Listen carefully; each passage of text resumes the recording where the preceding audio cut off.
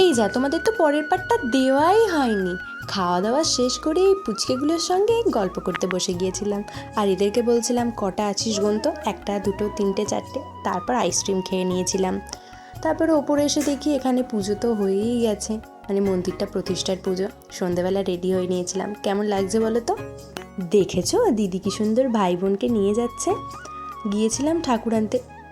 ঠাকুর আনতে যাইনি আমরা, যেতে যেতেই ঠাকুর ততক্ষণে চলেই এসেছে দোরগোড়ায়।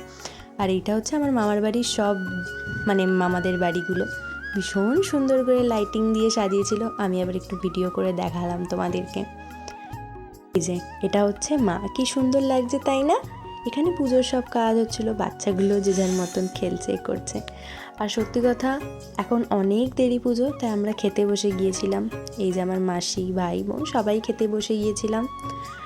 খাওয়া দাওয়া শেষ করেই এবার শুরু হয়ে গেছে। প্রথমে হলো এই মনসাতলার পুজো, আর তারপরে হলো এখানেরই একটা কালীতলা আছে, এই কালীতলার পুজো।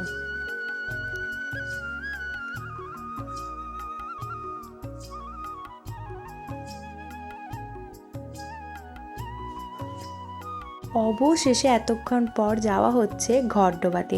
আর ঘটডোবাতে না অনেকটা দূর যেতে হয়, মানে আমার কাছে অনেকটা দূর, মানে আমি তো ওদিকটায় অত যাই না, মানে মামার বাড়ি যাই না বলতে গেলে।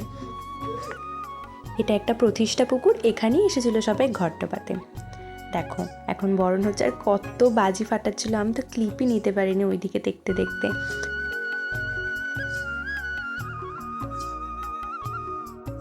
এই যে এইবার হয়ে গেছে, এবার যাওয়া হবে পুজোর ওখানে।